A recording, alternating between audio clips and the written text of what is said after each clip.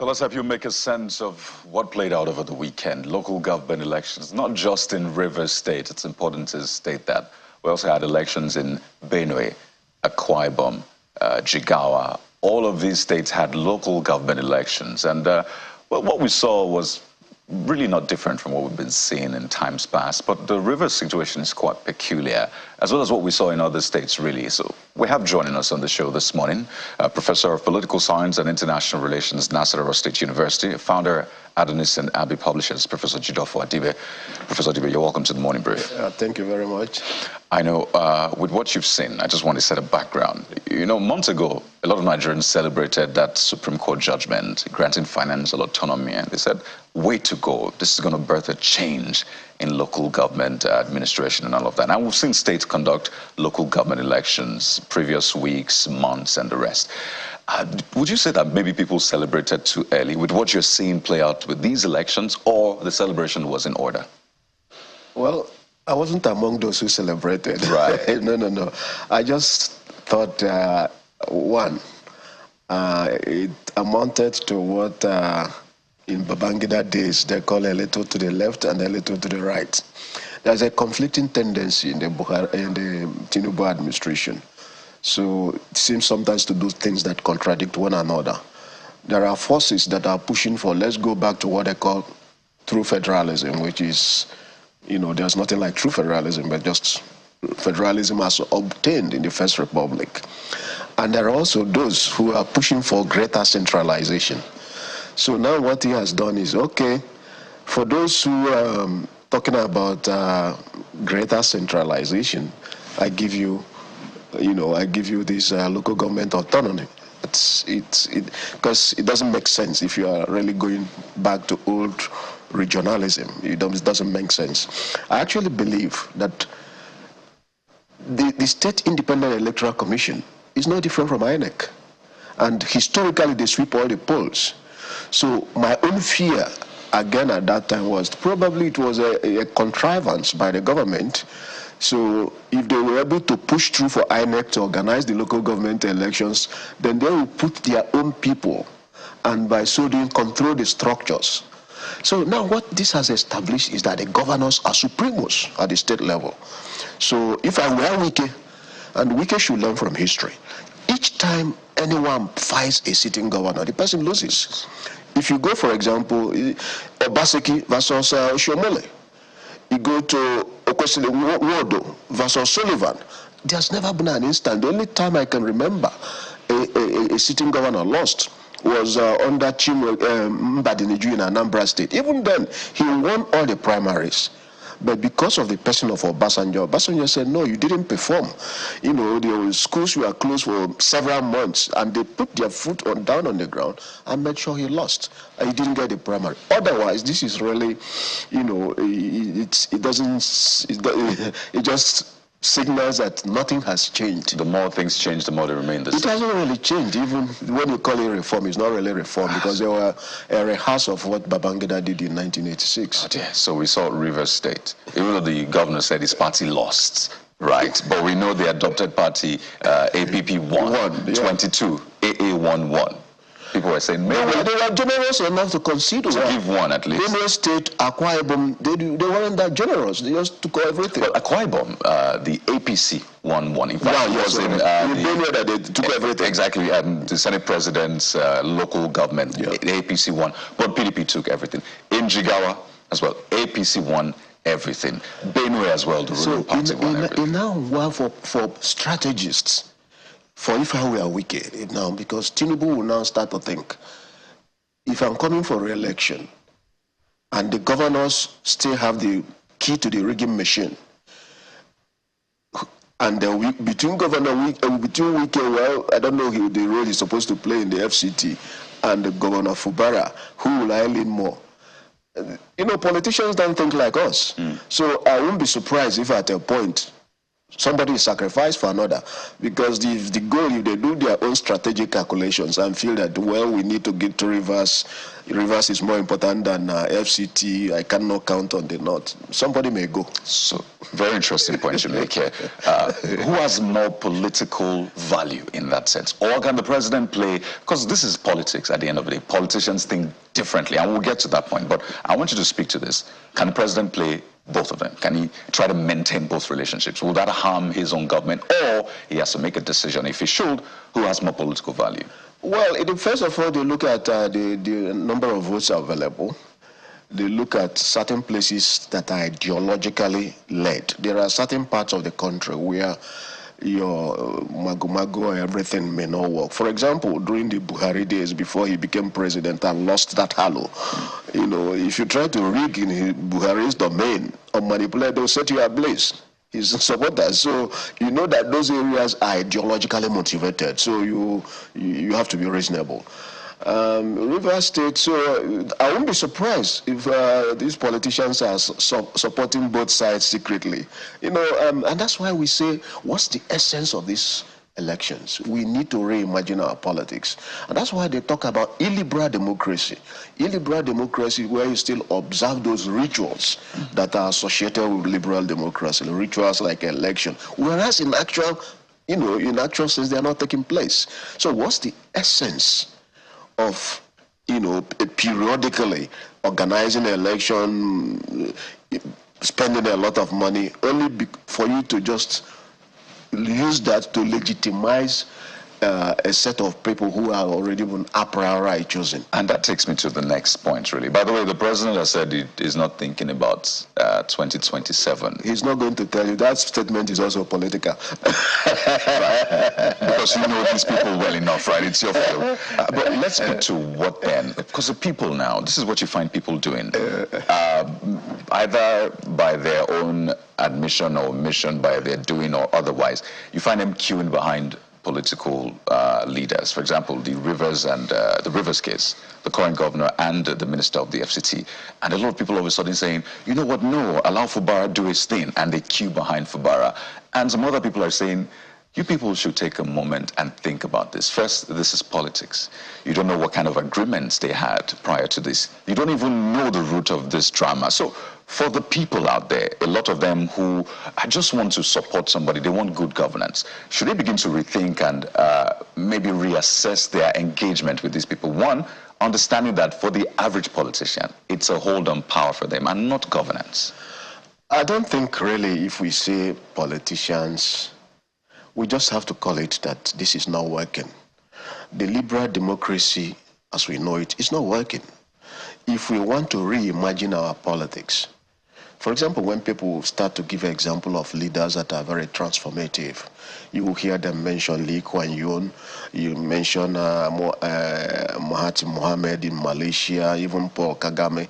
And if you look at the period these people have stayed in office, Lee Kuan Yew was 31 years, Mahathir Mohamad was 24 years, Paul Kagame has been there since 2000, and prior to that, the 6 years before, he was vice president, but effectively the president. So what is common to them is longevity. Nigerians are alienated from politics today as we know it. You can just think of the number of your friends you call and say, what's happening? They say, look, I'm not interested. Or people are just not interested. This will not save us. So the hope for many people is that we'll get at a point, somebody who will, because the recruitment system is structured in such a way that unless you have deep pockets, unless you have rough edges, you cannot come into the system. So there's simply no room. So the hope for many people is therefore that somebody who knows the system can come up and commit what we call class suicide and radicalize himself and then make some changes. Very interesting proposals there. I don't know if you are pushing for the third term agenda kind of thing. People should stay longer in power so they can effect some more change. I have my own thoughts on that. At the federal level, for example, I've argued that we need a collegial system. One, since part of the reasons for the anarchical structure of our politics is the fear that if you win, you will use state power to privilege yourself and your in-groups, ethnic and religious in-groups, and disadvantage the others. So how do we solve that problem? I suggested, let's get a collegial system where each of the 6 political zones, we have 6 of them, and they take turns. 2 years, others become deputy. Take 2 years. By the time they go around, it will become 12 years. So we get a long break from politics. Because what we see is every 4 years, you organize elections that are not really, they are just shambolic. At the same time, because elections tend to be wars without weapons anywhere in the world. Now, after 2 years, you open so many wounds. They are not even properly healed. Next time you start another round of election. So what it does is to put the nation building process in abeyance. At the same time as you don't accomplish anything. I don't know if it's something close to what former Vice President Atiku Abubakar just proposed to the Senate, but we'll explore that and expand this conversation. We're still keeping our eyes on that local government election that played out in Rivers State. Rivers naturally occupied a huge part of the news, but we had in other states as well. And Bukola has another guest in Lagos just to expand this conversation. Bukola. Indeed, Kayode, it's interesting to watch Professor Adibe, his calm candor, on these issues, and it makes you wonder, which way Nigeria. I wonder if what you describe as the magnanimity of the subnationals is really magnanimity, particularly in Rivers State, or maybe it was just, making the process look credible enough in the light of the circumstances, which in this case is that, the governor is not in control of the PDP structure in the state. But we'll be looking at the pros and cons of all of that. We have Dr. Austin Tam George joining us. He is a former commissioner for information in Rivers State and a senior executive at Harvard.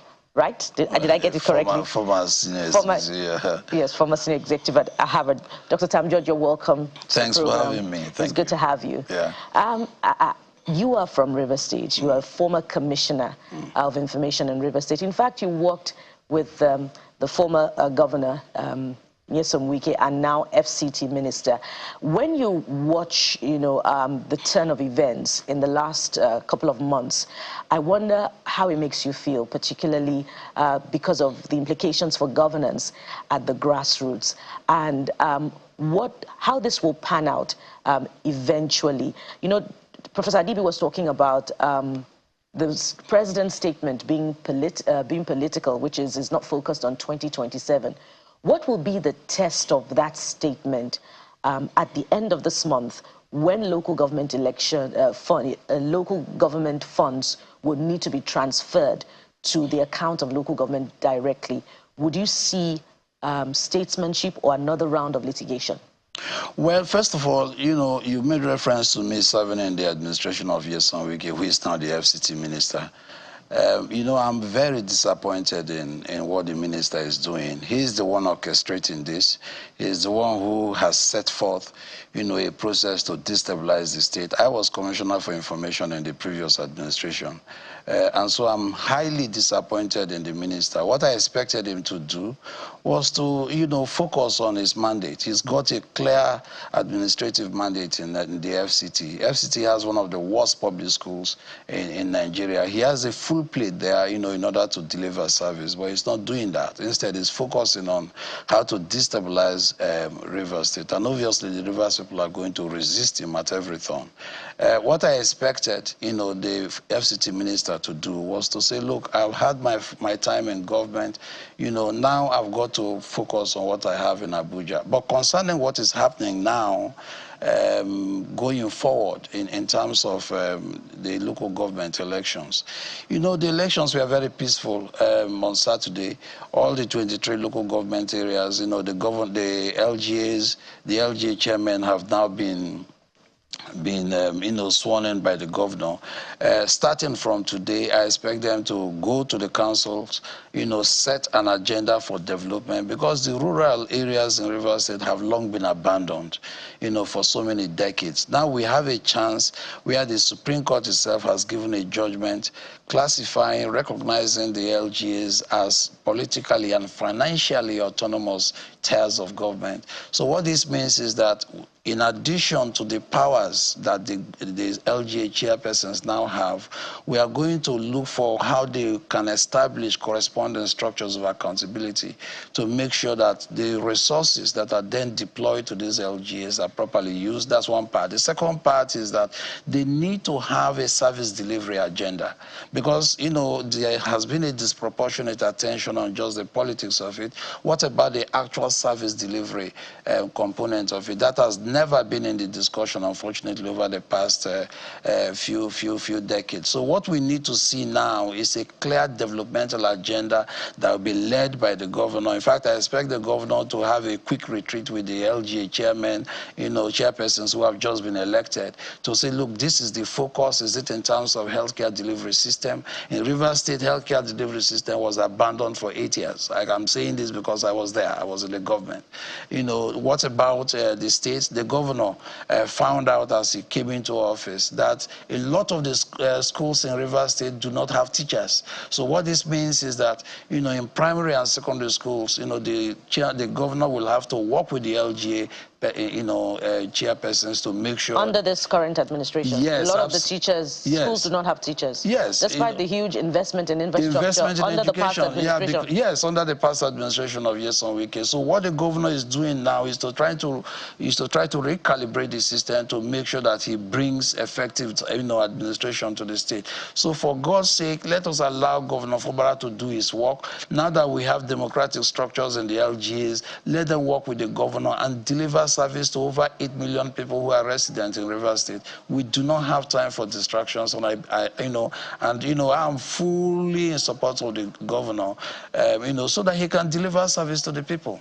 Do you worry for the funds of local governments in Rivers State that they may not be transferred due to the many litigations? No, I have no worries at all. I mean, the elections have been conducted, the chairpersons have been sworn in, they are now democratically elected, which is a major fulfillment of, you know, the Constitution. If you have any reservations about the elections that have just been conducted, there is an adjudicatory process that you can take advantage of. You go to court and litigate it. You know, Rivers State has the High Court, you know, so you litigate it. I suspect that in the coming days, you know, maybe, you know, the panel will be set up, you know, for any litigations or complaints about the process. So you follow due process and litigate it. While the litigation is going on, the business of administration of the state and all the LGAs must go on. So I expect... But what would happen if those funds are merged in litigation? No litigation can stop allocation to local governments. This is a statutorily clear matter. The local governments, the states will have to receive their, you know, allocations as normal. If you have any doubts, you know, concerning the legitimacy of the electoral process, however, follow the adjudicatory process, litigate it, and let the decision be made by the courts. So what would be the options be for Governor Fubara if those funds are withheld? The funds cannot legally be withheld, in my opinion, because the elections have been conducted. The local government chairpersons have been sworn in. The requirements for a democratic system has been established. So there is no basis in law for anyone, you know, to withhold the funds. But I recognize that there is a desperation on the part of the FCT minister to try to, first of all, create conditions for the declaration of a state of emergency, which has not succeeded so far because there are no conditions. Now, secondly, I expect them to, you know, send, you know, all kinds of frivolous petitions to the federal government to try to withhold funds. That would be manifestly illegal because there is no basis for that. So I believe that the allocations will continue to be, you know, made to the state government and to the local government area so that they can deliver service to the people. You can't withhold funds because of the, you know, the feelings of a single individual. It will be manifestly illegal for the federal government to do that. And I suspect that no federal government responsible, you know, enough, you know, and caring enough for the welfare of the people will withhold funds, you know, which means that civil servants will not be paid, developmental projects will not be executed. That would be a manifestly legal thing to do. I don't think the federal government will do that. Well, the coming days will prove, a test for that situation. But Dr. Tam George, you have worked with former Governor Wike and now FCT Minister in the past, and I recall that you resigned your appointment, somewhere down the line, I think during the first tenure. Am I correct? Yes. Now, Governor Bala Mohammed, who witnessed the swearing-in, said on Sunday, that was yesterday, that of course measures for reconciliation will be explored, that you cannot throw away the baby with the bathwater. Those were his words. And he says that because, of course, the current governor and the former governor have come a long way. From your experience working with former Governor Wike, what would you project to be the outcome of efforts of reconciliation, which would not be the first, by the way? Well, look, to be honest, Nyesom Wike is not a rational actor. He's an autocrat. He's either his way or the highway. So if you are talking about reconciliation, I suspect that what Bala Mohammed must be referring to is to suggest that this is somehow a personal problem. This is not a personal problem between for the FCT minister and the governor. What I think, is unfortunate is that the media has somehow characterized this as a personal problem. I don't see it as a personal difference. What I see is that there is a struggle between wish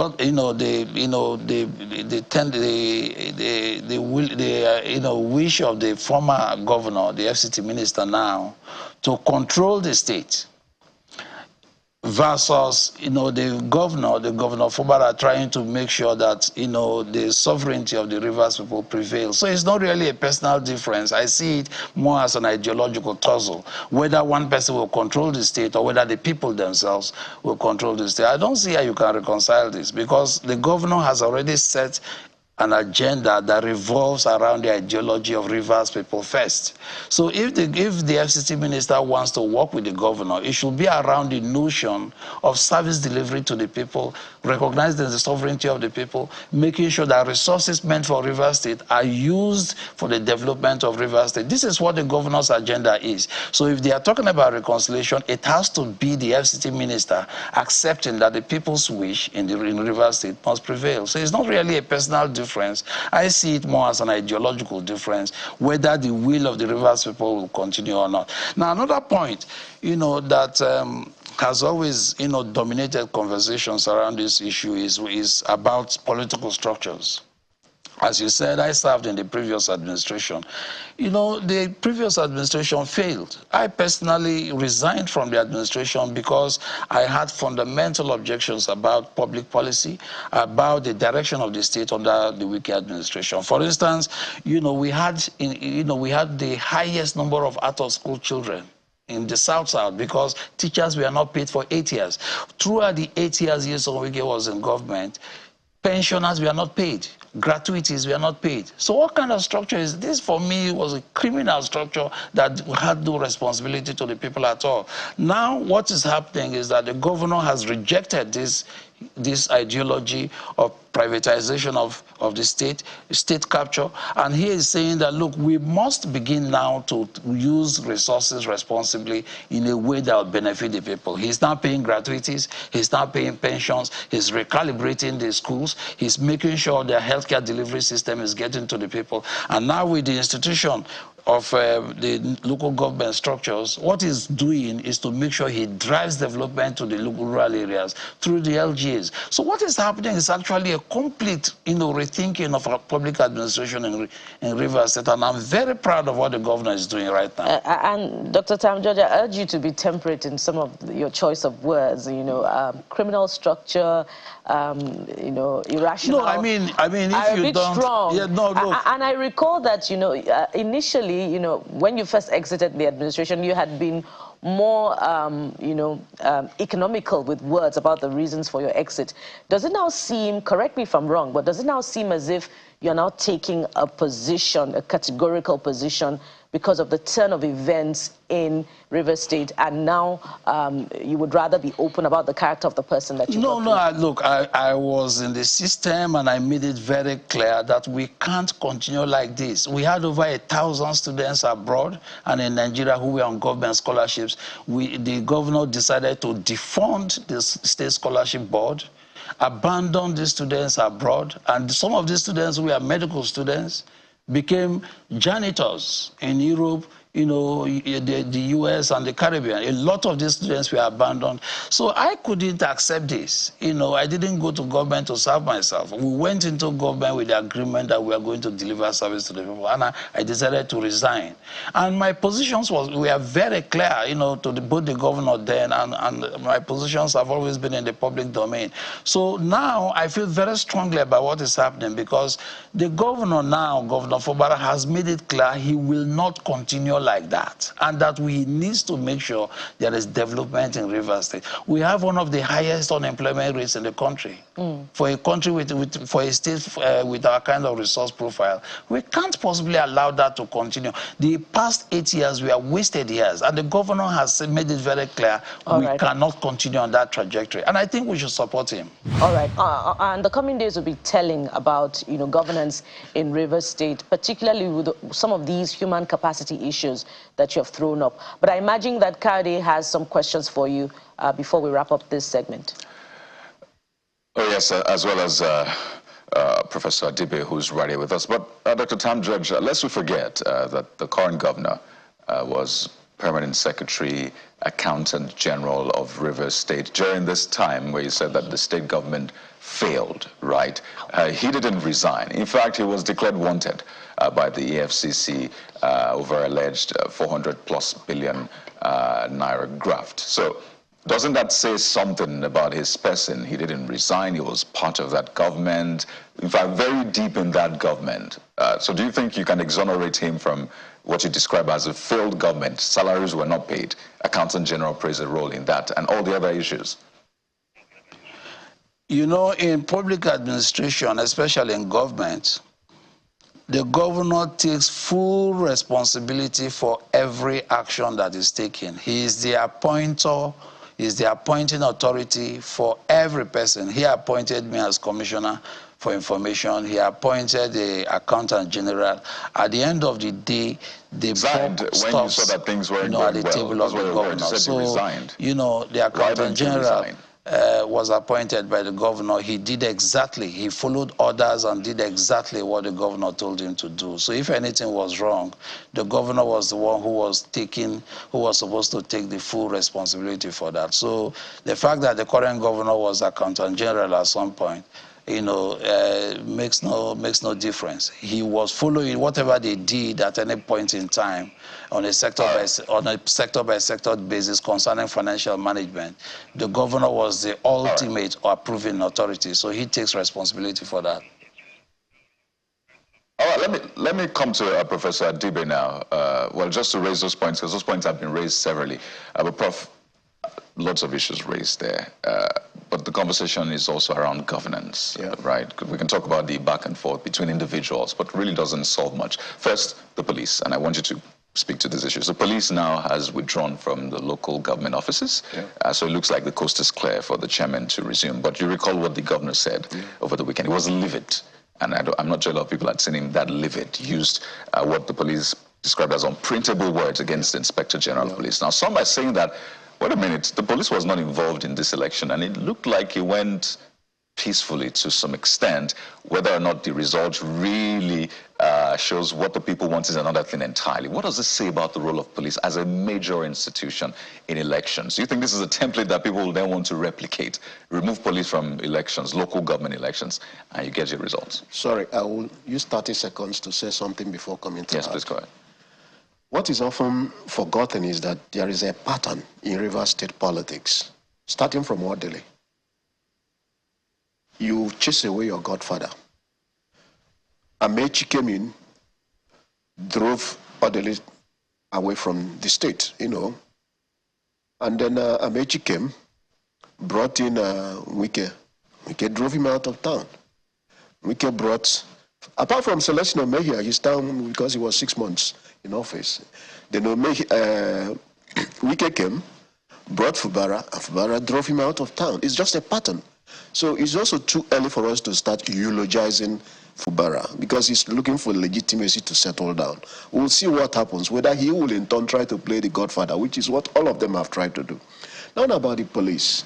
I also read somewhere that, about the role of police in some areas, how they literally drove people away for certain things to happen. Police, not just the police as an institution, virtually all institutions of the state, from INEC, from the judiciary, from election officers, there is low trust. There is not one single institution of the state that commands universal legitimacy across the fault lines, whether fault lines at the federal level or fault lines at the state level. So those who are going now and saying we are going to court, that's why when people tell you go to court, there is an innuendo in it, which means hug the transformer. And you go there, depending on your people believe now the justice system has become commoditized, or it depends on who you know. So the challenge, as you mentioned about governance, is not about all these institutions. They are comatose, if not failed. It's how to rebuild that trust in those institutions. So the police has an image problem, and the governor took a stand. Well, you can call it a bold stand, you can call it, people can interpret it in different ways, but there were reports, I read in the papers, of some rules, not just even in that, almost in all the elections. Right. The people with their links to the federal structure, just like we accuse INEC, the way people accuse INEC and the federal EFCC and the federal agencies of being used by those in power at the federal level, that's also the same way state governors use the institutions of the state. So those who are meant to be law enforcers now seem to be making a mess of it in those instances. The judiciary also, the governor spoke, he hit out at the justice, and I know a lot of people took exception to that as well. That's also another institution. Go for it. Even the governor that is saying, go and sue the state government in the state judiciary and see if you have any chance. So everybody has their own share of this. And there is, of course, there is also forum shopping. Things are just in a state where I think what we need is to rethink the whole system. And I think that the people obviously need to champion that and understand that nobody is holy in all of this. All of us, because it's a reflection of the society. Particularly those there. And it just begs the question, if APP won, the party that he adopted won most of it in Akwa Ibom. We saw the PDP taking it in Jigawa, the APC, in Benue, the APC. You then wonder, is it that people are still voting for the same government they complain about? It doesn't make sense, right? So it's just that the system of leadership recruitment has failed. Well, Prof, clearly we can go on about this. We've not even scratched the surface, but I'm glad at least we've talked about how we need to start rethinking governance in Nigeria. And I hope people will see past all of the drama. Because it looks like a script. As you said, it's something that keeps happening in Rivers State. You can almost predict. But we have to thank you so much, Professor Jideofor Adibe, Professor of Political Science and International Relations, Nassau State University, and founder Adonis and Abbey Publishers. Thank you so much for your time. Thank you very much. Hopefully we'll see you after the next local government elections. Thank you very much. Bukola, over to you now. Thank you, Kayode. And I imagine that Professor Tam George will I've already promoted you, Dr. Tam George. I imagine you have one or two things to also say about the role of the police in the Rivers local government election. And perhaps we can extract something of a position of the federal government in the role of the police, because we cannot shy away from the fact that the police command in Rivers State was acting on the orders of the Inspector General of Police. That's on the one hand. And as we custom as well, I'd like you to speak, because we can't talk enough about what the elders in Rivers State, and you are one of them, think about the way forward to resolving this crisis. So those two issues. First of all, I think that the police should be neutral. This is a civil process. The police should not militarize it. You know, people are simply wanting to choose their leaders at the local government level. This shouldn't be a matter for serious contention. In any case, if there are political disagreements, you know, the police should be the stabilizing influence rather than take sides and try to exacerbate the situation. I think that the Inspector General must have learned a lot from what has happened. The people were from what happened on Saturday. Everywhere was peaceful, and what I think is that we should continue with that tradition of neutrality so that the people can choose their leaders. Now, the second point about the role of the elders. Again, the elders are polarized in Rivers State. Some of them, maybe because of their loyalties, to the former governor, may not be willing to speak the truth. But there are others who are very forthright and have decided that, look, political differences aside, we must at all times keep the interest of the state as a collective in focus. And I think that is where most of the elders belong. We want to give Governor Fubara a chance, not so much because he himself is perfect or the administration will not make mistakes, but this is the best chance for everyone to come together to say, okay, how can we share perspectives with the government to make sure that the state goes forward? And now we have democratic structures at the LGA levels. They will make their mistakes, but let us make sure we operate within the system to make sure that we deliver service to the people, because ultimately that is the most important point, which is to deliver service to the people, lift them from poverty. I am a very strong advocate of education and human capital development. Now that we are moving away from fossil fuels, the most important economy will be the knowledge economy. So we need to invest in education to see how our people can not only just get education, but be job creators themselves. These are the very fundamental purposes of government. And I expect that the governor will focus, on these issues, and the FCT minister should support the government. After all, he played a very key role in bringing out the government, bringing about the government we have in Rivers State today. He's destroying his own legacy, by fighting the governor. I believe that we can all come together, converge around the vision of the current government in Rivers State, and support the developmental agenda that will lift our people out of poverty and into a new economy that the governor has committed to delivering to the people. It is the expectation that the elders in Rivers State will queue up behind sound ideologies like what you have propounded. There's so many other levels to touch, but we'll have to defer it to another time. And thank you very much for your time on the program. Dr. Austin Tam George is a former commissioner for information in Rivers State and former senior executive fellow, Harvard Kennedy School. Finally, I got it this time. Thanks for having me. Perhaps the next time you return, you would also be indeed a professor. And I'm a scholar of a lot of your works. Okay. I read them. Thank you. Thank you for your time on the program. Thank you for having me. So up next, after this, we'll be looking at an event that seems to be an age-long conflict in the Middle East. Which way will it turn, particularly with the entry of Lebanon into what is now turning out to be a full-scale war? Stay with us for that conversation. Coming up after this time out, we'll be right back.